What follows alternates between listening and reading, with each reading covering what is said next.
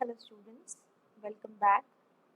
In this video, we are going to discuss the MCQs of Unit 2 Self-Management Skills of Part A Employability Skills of Class 10 IT 402. तो students सबसे पहले हम NCERT के जो questions हैं unit 2 self management skills के उन्हें discuss करेंगे. इसके बाद हम मूव ऑन करेंगे कुछ और MCQs पे. The first question we have is what makes you complete work or studies without others cheering you? यानी कि किसी और के कहने के बिना आप अगर अपने काम और स्टडीज़ को करते हैं तो उस चीज़ को हम क्या कहते हैं? Self confidence, communication, self motivation या सेल्फ एस्टीम. तो that is known as self motivation, कि हम खुद को मोटिवेट कर रहे हैं. Second question is which of the following are the types of motivation. दो तरह की हमारी स्टूडेंट्स मोटिवेशन होती है, एक होती है इंटरनल और एक होती है external.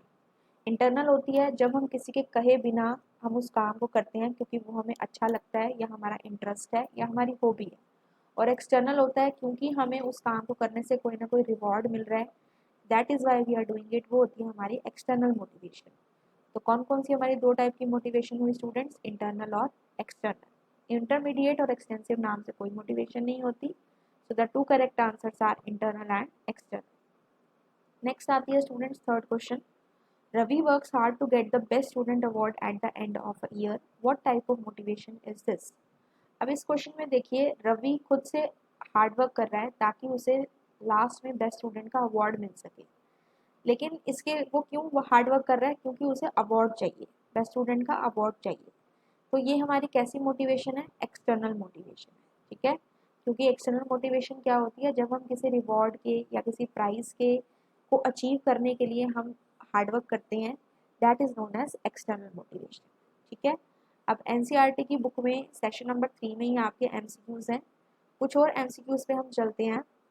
Here the first question is dash is the modus of applying and using one self characteristics in a righteous and responsible manner. यानी कि हम क्या कर रहे हैं? अपने सेल्फ कैरेक्टरिस्टिक्स यानी कि हमारी जो क्वालिटीज़ हैं उसे राइट और रिस्पॉन्सिबल वे में यूज़ कर रहे हैं. तो वो क्या होता है? Self regulation, self motivation, self management या सेल्फ अवेयरनेस. इस चीज़ को हम बोलते हैं सेल्फ मैनेजमेंट. जो हमारा चैप्टर है सेल्फ मैनेजमेंट स्किल्स, सबसे पहले सेल्फ मैनेजमेंट का मतलब ही यही होता है कि हम खुद को मैनेज करना सीखें. जो भी हम काम कर रहे हैं उसे सही तरीके से और रिस्पॉन्सिबल तरीके से करें. That is why the answer is self management. Next question is dash emphasises on proper breathing and mind body spirit connections. कौन सी ऐसी चीज़ है आउट ऑफ दीज 4 जो फोकस करती है प्रॉपर ब्रीदिंग में और माइंड, बॉडी और स्पिरिट के कनेक्शंस में? फिजिकल एक्सरसाइज, योगा, मेडिटेशन या इंजॉयमेंट. तो इसका आपका क्या आंसर होगा? जहाँ पे आपका माइंड भी काम कर रहा है और बॉडी भी है, दोनों का एक आप कह सकते हैं कॉरेस्पॉन्डिंगली वर्क हो रहा है, तो उसके लिए जो हमारी होती है that is yoga. Okay, next is dash is encouraging our self to continue making progress towards a goal even when it is challenging. कभी भी अगर हमें कोई गोल चैलेंजिंग लगता है फिर भी हम उसकी तरफ आगे बढ़ते जा रहे हैं, खुद को एनकरेज कर रहे हैं, खुद को मोटिवेट कर रहे हैं, तो उसे हम क्या कहेंगे?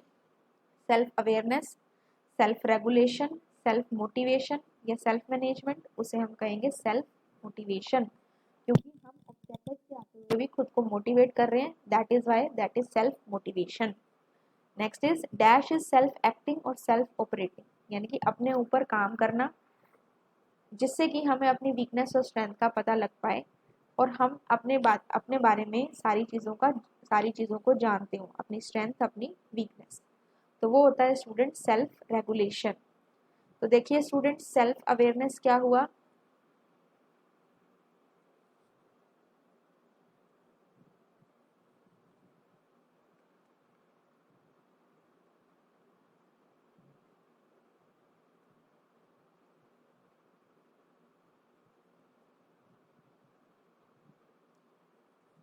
डैश इज सेल्फ एक्टिंग और सेल्फ ऑपरेटिंग. यानी कि अपने ऊपर काम करना, खुद को ऑपरेट कर पाना, यानी कि खुद के इमोशंस को कंट्रोल कर पाना, that is known as self regulation.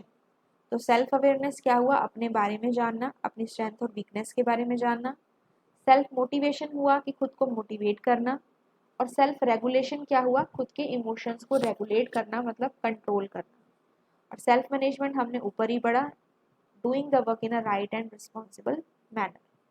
Next question is which of the following stress enhances your productivity in terms of output? Enhances का मतलब होता है स्टूडेंट्स increases, यानी कि इसमें से कौन सा ऐसा स्ट्रेस है जिससे आपकी जो प्रोडक्टिविटी है वो बढ़ जाती है, आप अच्छे से काम कर पाते हैं? डिस्ट्रेस, यूस्ट्रेस और बोथ ए एंड बी? इस केस में हमारा आंसर होगा स्टूडेंट्स यूस्ट्रेस। अब यूस्ट्रेस स्टूडेंट्स क्या होता है? अच्छा स्ट्रेस जो हमें मोटिवेट करता है अच्छा काम करने के लिए। लेकिन डिस्ट्रेस क्या है? जब हम बहुत ज़्यादा उसमें डीप में चले जाते हैं जिसकी वजह से हम सही चीज़ों पे फोकस नहीं कर पाते हैं। जैसे मान लीजिए एग्ज़ाम है, आपको पता है नेक्स्ट वीक आपके एग्ज़ाम है, तो उसके लिए आप सुबह जल्दी उठना स्टार्ट करेंगे 1 वीक पहले से। तो उस टाइम पे आपको जो टेंशन हो रही है अपने एग्ज़ाम्स के लिए वो आपका है यू स्ट्रेस, क्योंकि वो एक अच्छा स्ट्रेस है, आपको वो होना भी चाहिए। अगर नहीं होगा तो आप अच्छे से परफॉर्म नहीं कर पाएंगे। लेकिन आपके एग्ज़ाम में कम मार्क्स आए और उसको बैठ के आप उसकी वजह से रो रहे हैं, फ्रस्ट्रेट हो रहे हैं, दैट इज़ डिस्ट्रेस, क्योंकि आप फिर इम्प्रूव नहीं कर पा रहे। ठीक है, तो जो हमारी प्रोडक्टिविटी को एनहांस करता है स्टूडेंट्स वो हमारा होता है eustress. Next is which of the following helps in uncluttering your mind? आपके माइंड को अनक्लटर कौन करता है? अनक्लटर मतलब जो भी आपके माइंड में बहुत सारी चीज़ें चल रही हैं उनको एक लाइन में लाना और उन चीज़ों को अपने माइंड से निकालना, वो क्या करता है? किससे कर सकते हैं? Eavesdropping, thought stopping, both A and B.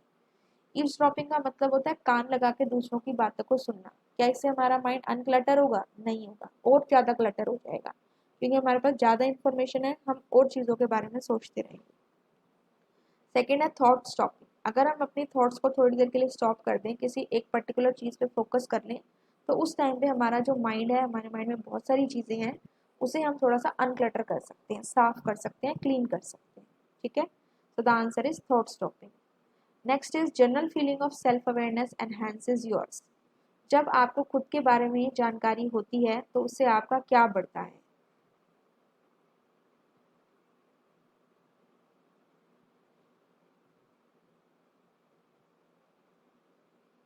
उससे आपका बढ़ता है self confidence, self regulation, self monitoring और नन ऑफ दीज।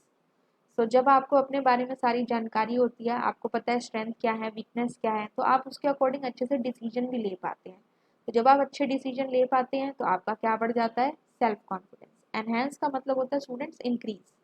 क्या बढ़ जाता है? आपका self confidence. Next question is which of the following shows your ability to participate as a member of a team? अब इनमें से बताइए कौन सी एबिलिटी है जिसकी हेल्प से आप एक टीम के मेंबर की फॉर्म में पार्टिसिपेट कर पाएंगे? क्या वो आपके ओरेटरी स्किल्स हैं? ओरेटरी स्किल्स होते हैं बात करने का, मतलब बोलने का जो तरीका होता है। कम्युनिकेशन स्किल्स की जिस कम्युनिकेशन स्किल्स हमने चैप्टर में पढ़ा था कि हम अपनी बात को दूसरे पर्सन को कहते हैं और इफेक्टिवली दूसरा पर्सन हमारी बात को समझ जाता है, वो होता है कम्युनिकेशन स्किल्स। और इंटरपर्सनल स्किल्स यानी कि आपस में बात करने के स्किल्स, वो दूसरे भी स्किल्स हो सकते हैं, not only about the conversation, वो आपके एक दूसरे के बिहेवियर के भी स्किल्स हो सकते हैं। तो बेसिकली अगर आपको as a member of team participate करना है तो सबसे पहले तो आपके कम्युनिकेशन स्किल्स अच्छे होने चाहिए, ताकि आप दूसरे पर्सन को अपनी बात को समझा पाएँ और दूसरा पर्सन आपकी बात को अच्छे से समझ पाए। So the answer of this question will be communication skills. Next is internal stress is a result of। Internal stress, जो हमारे माइंड में स्ट्रेस होता है वो किस वजह से होता है? Pent up worries, rat race या लेजीनेस? पेंट अप वरीज मतलब बहुत टाइम पहले की चिंता जो है वो हमारे माइंड में है और अभी तक वो चीज़ें हमारे माइंड में ही घूम रही हैं, वो होती हैं पेंट अप वरीज। लेजीनेस, आलसी होना, उस वजह से हमें स्ट्रेस नहीं होता। उसके बाद होता है रैट रेस। रैट रेस होता है जैसे रैट जो होते हैं, मान लीजिए 2 रैट्स हैं, वो आपस में एक चीज़ को लेने के लिए कम्पीट कर रहे हैं, तो उससे भी स्ट्रेस हो जाता है। लेकिन जो मेन कोज होता है इंटरनल स्ट्रेस का, जो हमारे माइंड में होता है, वो बहुत सारी वरीज से होता है। तो पास्ट की हो सकती हैं, फ्यूचर के लिए हो सकती हैं, कोई भी हो सकती है। तो main cause is pent up worries. Next is which of the following do you have least control over? सबसे कम कंट्रोल इनमें से कौन से स्ट्रेस के ऊपर होता है आपका? एक होता है सर्वाइवल स्ट्रेस, एक होता है इंटरनल स्ट्रेस और एक होता है एनवायरमेंटल स्ट्रेस। सर्वाइवल स्ट्रेस ये हुआ कि जहाँ पे आपकी डू और डाई की सिचुएशन आ गई कि आप ये काम करोगे तो आप बचोगे, नहीं तो नहीं बचोगे। तो लीस्ट कंट्रोल आपका कहाँ पे है? वहाँ पे भी कुछ कंडीशन हो सकती है। दूसरा है आपके पास एनवायरमेंटल स्ट्रेस, एनवायरमेंट से रिलेटेड कोई स्ट्रेस है, पोल्यूशन ज़्यादा है, उसे भी हम कुछ हद तक कंट्रोल कर सकते हैं। सर्वाइवल स्ट्रेस को भी कंट्रोल कर सकते हैं, लेकिन जो इंटरनल स्ट्रेस होता है वो हमारे माइंड में ही घूमता रहता है। तो उसको कंट्रोल करने के लिए कभी कभी वो हमारा बियॉन्ड कंट्रोल हो जाता है, उसको कंट्रोल करने के लिए हमें बहुत सारी टेक्निक्स को अप्लाई करना पड़ता है, लाइक योगा है, मेडिटेशन है। तो ऐसा स्ट्रेस जिसके ऊपर हमारा सबसे कम कंट्रोल रहता है स्टूडेंट्स, वो होता है हमारा इंटरनल स्ट्रेस। नेक्स्ट है students, your ability to identify the effective methods of getting yourself to move from thought to action is your dash. आपकी ये एबिलिटी जिससे आप ऐसे मेथड्स को पहचान पाएँ जिससे कि आप अपनी सोच को एक्शन में इम्प्लीमेंट कर पाएँ। आपने सोचा कि मुझे एग्ज़ाम में अच्छे मार्क्स लाने हैं, तो आप उसको एक्शन में इम्प्लीमेंट कर पाएँ कि आप उसके लिए तैयारी करने लग जाएँ, उसे हम क्या कहेंगे? सेल्फ रेगुलेशन, सेल्फ मोटिवेशन और सेल्फ डेडिकेशन। तो उस केस में हमें उस चीज़ को हम कहेंगे स्टूडेंट सेल्फ मोटिवेशन। हमने जो चीज़ सोची, हम उसे उस डायरेक्शन में अपने गोल्स को मूव कर रहे हैं, उस डायरेक्शन में हम काम कर रहे हैं, that is known as self motivation. Next है, which of the following is a systematic effort to direct thoughts, feelings and action towards the attainment of one goals. यानी कि हम एफर्ट लगा रहे हैं ताकि हम अपने थॉट्स, जो हमारी सोच है, हमारे फीलिंग्स और हमारे एक्शन को अपने गोल की तरफ लेके जा सकें ताकि हम उस गोल को अचीव कर सकें। तो ये जो प्रोसेस होता है जिसमें हम अपने फीलिंग्स, थॉट्स को मूव करते हैं अपनी गोल की तरफ, यानी कि हम अपने इमोशंस को कंट्रोल कर रहे हैं, वहाँ पे हम खुद को कंट्रोल कर रहे हैं। और जब भी बात आती है कंट्रोल करने की, वो पॉइंट आ जाता है स्टूडेंट्स हमारा सेल्फ रेगुलेशन। ठीक है। इसके बाद आपका है, dash is a technique to get centred when we are carried away by the emotional stress. जब भी हम इमोशनली किसी स्ट्रेस की वजह से बहुत ज़्यादा डिप्रेस्ड फील करते हैं, तो उस टाइम पे हम सेंटर पॉइंट पे, यानी कि एक चीज़ के ऊपर फोकस किसकी हेल्प से कर पाते हैं? गेट सेंटर्ड, योगा की, मेडिटेशन की, इंजॉयमेंट की या वेकेशन की। तो देखिए, चारों हमारी टेक्निक्स हैं जो हमें हेल्प ही करेंगी, लेकिन इसमें पॉइंट दिया गया है कि आप एक चीज़ पे फोकस कर पाते हैं, तो सेंटर हम कर पाते हैं मेडिटेशन की हेल्प से। जब हम मेडिटेट करते हैं तो एक पॉइंट पे फोकस करते हैं और हमारा ध्यान सिर्फ उस सेंटर पॉइंट की तरफ रहता है, तो the answer will be meditation. Next is, while vacationing with family and friends one is able to. जब कोई भी पर्सन अपने फैमिली और फ्रेंड्स के साथ छुट्टियों पे जाता है तो उससे क्या होता है? डीपन द सोशल रिलेशंस, आपस में रिलेशंस अच्छे होते हैं। Admire the nature's beauty, break the monotonousness of life. जो एक रूटीन लाइफ होती है उससे हमें थोड़ा सा ब्रेक मिल जाता है, हमारे रिलेशंस अच्छे होते हैं और हम नेचर की ब्यूटी को एडमायर कर पाते हैं, या ऑल ऑफ दिस। तो क्वेश्चन को पढ़ने से हमें क्लियरली समझ में आ रहा है कि जब भी हम फैमिली और फ्रेंड्स के साथ वेकेशन पे जाते हैं तो हम इन तीनों चीज़ों को कर पाते हैं, दैट इज सोशल रिलेशंस भी अच्छे होते हैं, रूटीन लाइफ से भी ब्रेक मिल जाता है और नेचर की ब्यूटी को भी हम एडमायर कर पाते हैं, प्रेज कर पाते हैं। तो इसका आंसर क्या होगा students? All of these. Next है, dash results from pressure, tension, worries and problems in our life. किसकी वजह से क्या चीज़ प्रेशर, टेंशन, वरीज और प्रॉब्लम्स की वजह से होती है? क्या होता है? स्ट्रेस होता है, सेल्फ मोटिवेशन, सेल्फ रेगुलेशन या none of these? Clear answer stress होता है। Okay. Next is, which of these is not a source of stress. इनमें से कौन सी ऐसी चीज़ है जिससे हमें स्ट्रेस नहीं होता? Sleep, worries, tension, danger. तो स्ट्रेस जिससे नहीं होता वो है स्लीप। स्लीप से, सोने से हमारा जो स्ट्रेस है वो कम होता है। अगर हम चिंता करेंगे, टेंशन लेंगे या किसी वजह से हम, कोई डेंजर होगा हमारे आसपास, तो उससे हमें स्ट्रेस बढ़ेगा। तो सोर्स ऑफ स्ट्रेस होता है जिसकी वजह से हमें स्ट्रेस होता है। तो स्लीप से तो हमें स्ट्रेस नहीं होता, रिलैक्स फील करते हैं, तो नॉट अ सोर्स में आपका आएगा sleep. Next is, which of these is not a quality required by an independently working person. एक पर्सन जो इंडिपेंडेंटली अपना काम कर सकता है, उसकी क्वालिटी इनमें से कौन सी नहीं हो सकती? सेल्फ मोटिवेटेड होगा, यस। सेल्फ रेगुलेटेड होगा, यस। डिस्ट्रेस होगा, यानी कि बैड स्ट्रेस उसको अफेक्ट करेगा, ये क्वालिटी नहीं होनी चाहिए एक इंडिपेंडेंटली वर्किंग पर्सन।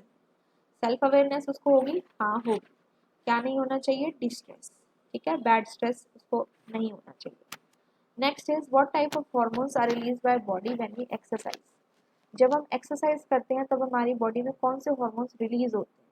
वो होते हैं स्टूडेंट्स एंडोर्फिन्स। ठीक है। और जब आपको स्ट्रेस होता है तो आपकी बॉडी में कौन से हॉर्मोन्स रिलीज होते हैं? वो होते हैं आपके कॉर्टिसिन्स। कॉर्टिसिन्स होते हैं जो आपके तब रिलीज होते हैं जब आपको स्ट्रेस होता है। ठीक है। और एंडोर्फिन्स आपके तब रिलीज होते हैं जब आप एक्सरसाइज करते हैं। ये हॉर्मोन्स के नेम हैं। Then is a feeling of self awareness generally enhances are. जब हम सेल्फ अवेयर होते हैं तो हमारे कौन सी स्किल जो है वो इम्प्रूव होती है? ऑडिटरी स्किल्स, बात करने की स्किल्स, वर्क स्किल्स, काम करने की स्किल्स, स्ट्रेस लेवल्स इंक्रीज होते हैं, या हमारा सेल्फ कॉन्फिडेंस इंक्रीज होता है? उस केस में स्टूडेंट्स हमारा सेल्फ कॉन्फिडेंस इंक्रीज होता है, क्योंकि अभी हमने क्वेश्चन किया था कि हम अपने डिसीजन को फॉर्मली ले पाते हैं, क्योंकि हमें पता है कि कहाँ पे हम लैग कर रहे हैं और कहाँ पे हम अच्छे हैं। ठीक है, तो सेल्फ कॉन्फिडेंस जब होगा तो ऑटोमेटिकली हमारे ऑडिटरी और वर्क स्किल्स भी अच्छे ही होंगे। ठीक है, now we have question number 20. It says meditation brings a sense of dash. The options are depression, self awareness, stress या anxiety. तो जब भी हम मेडिटेशन करते हैं तो उससे हमें क्या फील होता है? डिप्रेशन, स्ट्रेस और एनजाइटी जो होती हैं वो टेंशन्स होती हैं। तो क्या वो हमें फील होती है मेडिटेशन से? नहीं। मेडिटेशन एक टेक्निक है जिससे हमारा स्ट्रेस रिलीव होता है, तो उससे हम अपने आप को जान पाते हैं। तो वो स्टूडेंट्स क्या हुआ? सेल्फ अवेयरनेस, यानी कि अपनी स्ट्रेंथ और वीकनेस के बारे में जानना। Next is dash is a type of self awareness, input, output, internal, none of these. तो हमने चैप्टर में पढ़ा था कि दो टाइप की हमारी सेल्फ अवेयरनेस होती है, एक होती है हमारी इंटरनल और एक होती है हमारी एक्सटर्नल। तो out of the given options हमारा करेक्ट आंसर क्या होगा? इंटरनल। नेक्स्ट है question number 22, dash is the knowledge of knowing about one self, one strength and weakness. तो स्टूडेंट्स, ये अभी हमने डिस्कस किया था कि जब भी हमें जो कोई चीज़ जिससे हम खुद के बारे में जान पाते हैं, या हम अपनी स्ट्रेंथ और वीकनेस को खुद को जानने को क्या कहते हैं? Self regulation, self awareness, self motivation और नन ऑफ दीज। तो खुद के बारे में जानना, अपनी कमियों और अपनी ताकत के बारे में जानना, उसे हम कहते हैं सेल्फ अवेयरनेस। ओके, अब हम मूव करते हैं क्वेश्चन नंबर 23 पे। Trisha is always tense during exam time. She is a sincere and a studious student, but the thought of exams creates an anxiety in her. Which stress management technique would you suggest to help her? Trisha is a girl जो exam time पे बहुत tense हो जाती है। दो वो बहुत एक सिंसियर और स्टूडियस स्टूडेंट है, लेकिन एग्ज़ाम की थॉट से ही उसके माइंड में एनग्जाइटी होने लग जाती है, चिंता होने लग जाती है, टेंशन होने लग जाती है। तो आप उसके लिए कौन सी स्ट्रेस मैनेजमेंट टेक्निक को सजेस्ट करेंगे? हमारे पास ऑप्शंस में है yoga, exercise, vacations with friends and family, या ऑल ऑफ दीज। तो अगर हम उसे कोई भी स्ट्रेस मैनेजमेंट टेक्निक सजेस्ट करें, all are helpful to her out of these three: yoga, exercise and vacations. So all of these would be the correct answer. Next is dash is the ability of a person to do the things that need to be done without someone or something influencing us. Person की कैसी ability जो कि जिसकी help से जो वो person है बिना किसी के कहे या बिना किसी चीज़ के इन्फ्लुएंस हुए उस काम को करे, that comes under self motivation, self awareness, self discipline और सेल्फ रेगुलेशन। तो मोटिवेशन हमने पढ़ा था कि सेल्फ मोटिवेशन का मतलब हम खुद से मोटिवेट हो रहे हैं, कोई हमें बाहर से आके नहीं कर रहा। तो यही आपके क्वेश्चन में पूछा गया है कि कोई आपको या कोई चीज़ आपको या कोई पर्सन आपको इन्फ्लुएंस ना करे, लेकिन आप खुद उस काम को कर रहे हैं, तो वो क्या होती है? Self motivation. सेल्फ अवेयरनेस क्या होता है वो हमने पढ़ा, और सेल्फ डिसिप्लिन होता है कि हम डिसिप्लिन वे में काम कर रहे हैं, और सेल्फ रेगुलेशन अभी हमने पढ़ा, अपने इमोशंस को कंट्रोल कर। इनमें से कौन सा स्ट्रेस का टाइप नहीं है? तो सबसे पहला है स्टूडेंट्स इमोशनल। कोई भी सैड इमोशन हो, हम बहुत ज़्यादा सैड हैं, एंग्री हैं, फ्रस्ट्रेटेड हैं, तो उन इमोशंस की वजह से हमें जो स्ट्रेस हो रहा है वो हुआ हमारा इमोशनल स्ट्रेस। बॉडी में हार्मोन्स के चेंजेस होने से जो स्ट्रेस होता है वो हार्मोनल स्ट्रेस होता है। जब आपको स्ट्रेस होता है तो आपकी बॉडी में कॉर्टिजन, CORTISON, कॉर्टिजन नाम का जो हार्मोन है उसका लेवल है वो बढ़ जाता है। नेक्स्ट है केमिकल। तो बॉडी में जब टिश्यूज़ फटने लग जाते हैं, टिश्यूज़ की लाइनिंग जो है वो फटने लग जाती है, तो उस वजह से केमिकल्स रिलीज होते हैं, जिसकी वजह से हमें केमिकल स्ट्रेस हो जाता है। जो लास्ट है आपका डी पार्ट ड्रामेटिक, ये हमारा एक ऐसा स्ट्रेस है जो इसका कोई टाइप नहीं है। ड्रामेटिक के प्लेस पे हमारा एक स्ट्रेस होता है जिसे हम बोलते हैं traumatic stress. Traumatic stress as the name suggest किसी भी ट्रोमा की वजह से हो जाता है। ट्रोमा का मतलब होता है हमें कोई सदमा अगर लग जाए तो उस वजह से हमारी बॉडी में जो स्ट्रेस होगा उसे हम कहेंगे ट्रोमैटिक स्ट्रेस। बेसिकली क्या होता है, जैसे आपके सामने आपके किसी क्लोज रिलेटिव की डेथ हो गई या कोई एक्सीडेंट में इंजर हो गया, तो आप उस चीज़ से बाहर नहीं निकल पा रहे हैं, वो होता है आपका ट्रोमैटिक स्ट्रेस। लेकिन ड्रामेटिक स्ट्रेस नाम से हमारा कोई स्ट्रेस नहीं होता। नेक्स्ट है what kind of people set unrealistic goals for them. कौन से ऐसे लोग हैं जो अपने लिए ऐसे गोल्स जो हैं वो प्लान कर लेते हैं जो वो पूरा नहीं कर सकते, जो रियल नहीं होते। Normal, ordinary, over ambitious, none of these. Normal और ऑर्डिनरी पीपल तो हुए जो नॉर्मल अपना काम करते हैं। ओवर एम्बिशियस कौन हुए? जो बहुत ज़्यादा एम्बिशियस हो जाते हैं। जैसे मान लीजिए अगर आपने प्लान कर दिया कि अगर आपके एग्ज़ाम्स एक वीक के बाद हैं और आप आज ही सारा सिलेबस कंप्लीट करना चाहते हो, तो आपके अंदर एम्बिशन तो ज़्यादा है, लेकिन एक दिन में आपको भी पता है कि सारा सिलेबस कंप्लीट नहीं हो पाएगा। तो कौन से लोग ऐसे होते हैं जो अपने लिए अनरियलिस्टिक गोल सेट करते हैं, जो बहुत ज़्यादा एम्बिशियस हो जाते हैं, over ambitious. Next is which of the following kinds of stress could be the result of our self imposed worries about things over which you hardly have any control. कौन सा ऐसा स्ट्रेस रिजल्ट होता है हमारी self impose worry का, जब हम खुद से इंटरनली चिंता करने लग जाते हैं और उन टेंशन्स के ऊपर हमारा भी जो कंट्रोल है एक टाइम पे ऐसे होता है कि ख़त्म होता जाता है। क्या वो सर्वाइवल स्ट्रेस होता है, इंटरनल स्ट्रेस होता है, एनवायरमेंटल स्ट्रेस होता है, या fatigue and over work related stress होता है? तो सर्वाइवल स्ट्रेस तो हुआ जहाँ डू और डाई की सिचुएशन होगी कि आप सर्वाइव ही नहीं कर पा रहे हो, आपके सामने कोई डेंजर आ गया जिस वजह से आपको सर्वाइवल स्ट्रेस हो रहा है, लेकिन वो सिर्फ उस पॉइंट ऑफ टाइम के लिए होता है। इंटरनल स्ट्रेस क्या हुआ? अब इंटरनल स्ट्रेस होता है जो आपके क्वेश्चन में दिया हुआ है, ऐसा स्ट्रेस जो हमारी खुद की चिंताओं से बना हुआ है, जो हम थॉट्स अपने माइंड में करते हैं उनसे ही हम बार बार उन्हें सोचे जा रहे हैं, हम उसे अनक्लटर नहीं कर रहे, क्लियर आउट नहीं कर रहे, और उनके ऊपर हमारा कंट्रोल नहीं होता, वो हमारे माइंड में आती रहती हैं जब जब तक हम अपने माइंड को किसी पॉजिटिव चीज़ में नहीं लगाते। फिर थर्ड है हमारा एनवायरमेंटल स्ट्रेस। एनवायरनमेंट की वजह से हो सकता है हमें स्ट्रेस हो जाए, जैसे एनवायरनमेंट में जो वेदर है वो अच्छा नहीं है तो हमें टेंशन हो जाती है कि हमारे घर में कुछ प्रॉब्लम हो सकती है उस वजह से, बट उसी पॉइंट ऑफ टाइम के लिए रहता है। इसी तरह से फैटीग या ओवरवर्क रिलेटेड स्ट्रेस, आप काम पे गए हैं, वहाँ पे आप बहुत ज़्यादा थक गए या आपको ज़्यादा काम करना पड़ गया, तो वो थोड़े पीरियड के लिए है, लेकिन ये जो सेल्फ इम्पोज वरी है वो होती हैं, ये हमारे माइंड में हमेशा चलती रहती हैं और इन पे हमारा कंट्रोल भी बहुत कम होता है। तो इसलिए ये कौन सा स्ट्रेस होगा students? Internal stress. So with this we have covered most of the questions, you can say जितने भी इस चैप्टर में से हमारे क्वेश्चंस बन सकते थे एमसीक्यू फॉर्म के, वो हम कवर कर चुके हैं। I hope students you have understood the questions in this video. In case any doubt is there, you can ask me in the comment section. And अगर आपको ये वीडियो अच्छी लगी हो तो आप वीडियो को लाइक कर सकते हैं, चैनल को सब्सक्राइब कर सकते हैं और प्लीज़ इसे अपने फ्रेंड्स के साथ भी शेयर करिए, those who are in the same class, so that they can also be benefited. I will meet you again in my next video. Thank you.